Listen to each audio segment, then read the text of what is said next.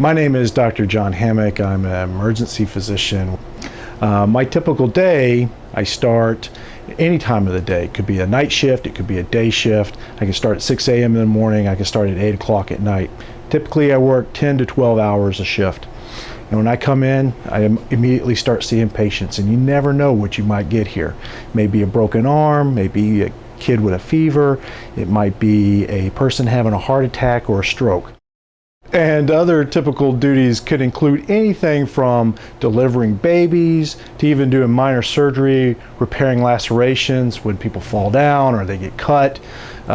People can go to the straight to the operating room from here. We can even do operations sometimes right here in this very room on very, very sick people. We don't like to, but sometimes we may have to. I'm not like your typical physician who you'd go see in an office. I don't have an office. This is my office right here in the hospital.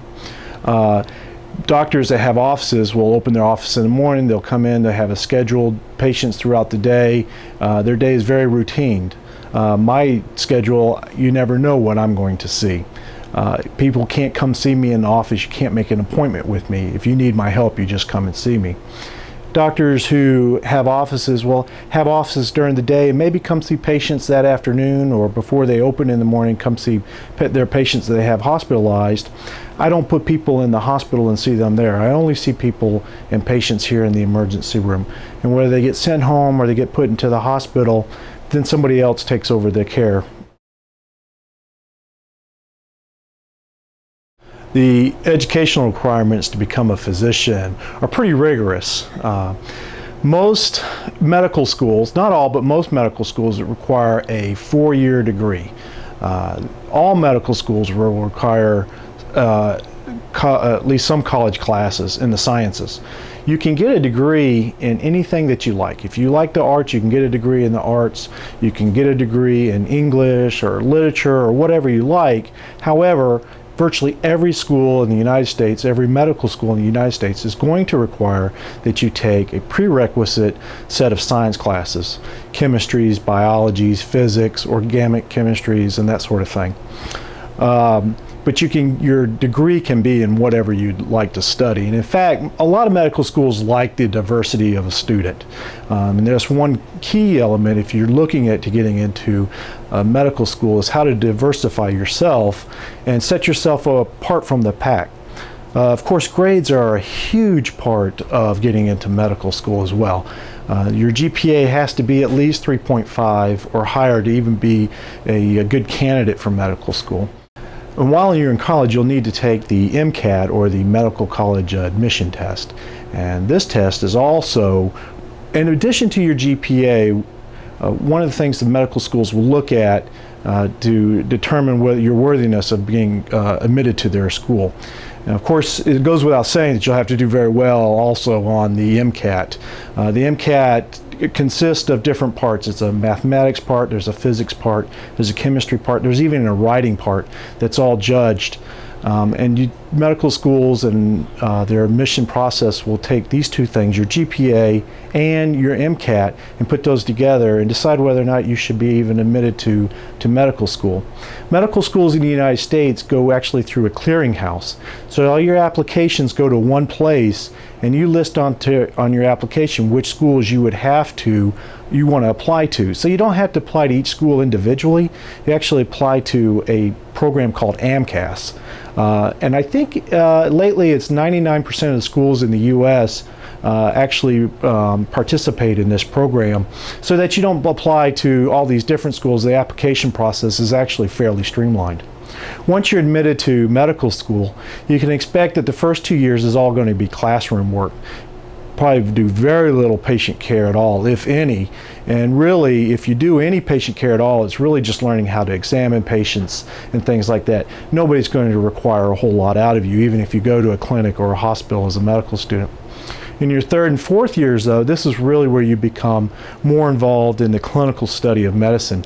You'll go to the hospitals, you'll examine patients, you'll do procedures on patients, you'll go to clinics, you'll go to doctors' offices, and under the supervision of attending physicians and residents, you'll start to learn how to do minor procedures, and you'll learn the actual clinical aspects of your job. About your third and fourth year of medical school, you're going to want to decide exactly what you would like to do once you graduate from medical school. Some people want to go on to family practice and do primary care medicine.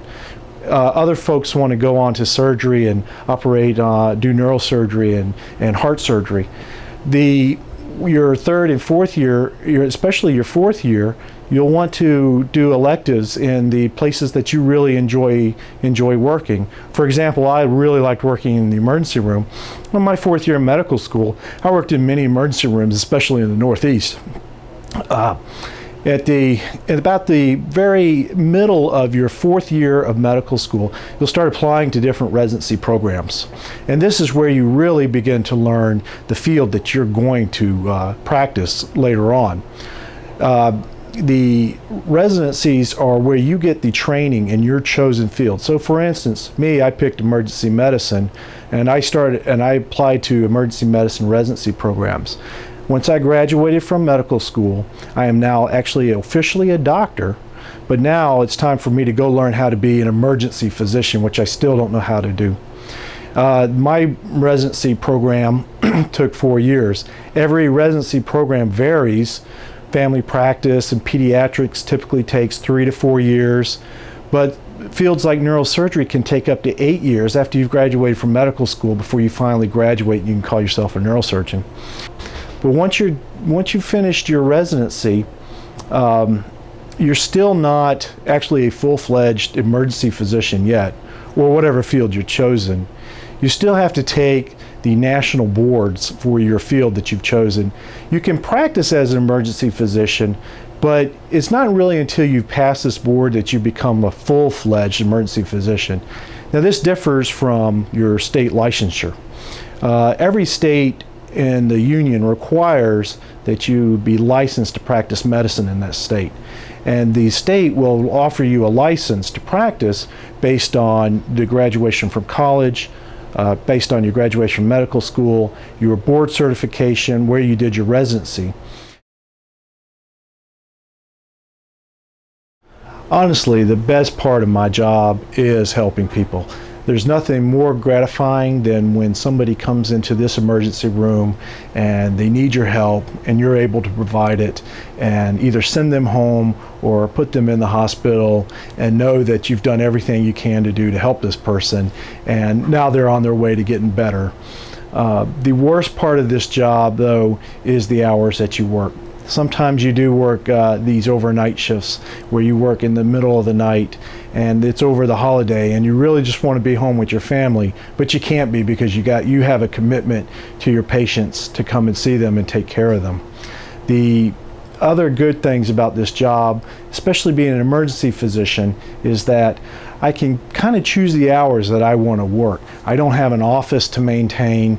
I come in here, I see my patients, and I go home. I don't have to have patients calling me at home in the middle of the night asking me questions about whether or not they should come to the hospital now. I don't get paged by the nurses in the middle of the night for patients that are in the hospital. My off time is my own time. So when I want to go home and spend time with my family or do what it is that I like to do, I don't have to worry about things going on here at the hospital. On the other hand, though, the worst part about that is that you have sort of this disconnect too. My patients, I don't usually get to know them very well, and they don't know me very well, and our encounter may be very, very brief. Even if they're very, very sick, I may not ever really get to know them or their family. And sometimes I think that maybe they don't realize that I'm doing everything I can for them because our encounter is very brief. My final advice is for anybody who wants to be an emergency physician is to study hard. Medicine, you put in long, grueling hours, you have to think on your feet, and you need a good basis of your education when you're in high school or college to be able to do this job. In addition to just studying hard and staying mentally tough, you also need to stay physically in shape as well. Again, this is a very grueling job, and whether you decide you want to be an emergency physician or you want to be a surgeon or an obstetrician or whatever it is, there's a lot of hours spent on your feet, there's a lot of hours where you skip meals and things like that. Also, you need to be emotionally tough as well. Staying long hours at the hospital, away from your family, you're going to miss birthdays, you're going to miss holidays and things like that. So you do need to keep all these things in mind when you decide that you want to become a physician, is that you want to study hard, you want to stay emotionally tough, and you also need to stay physically in shape as well. And that'll help you get through these days. This is a very rewarding job for anybody who wants to do it, but it is tough. And for those things, you need to make sure that you get yourself right before you can decide you want to become a physician.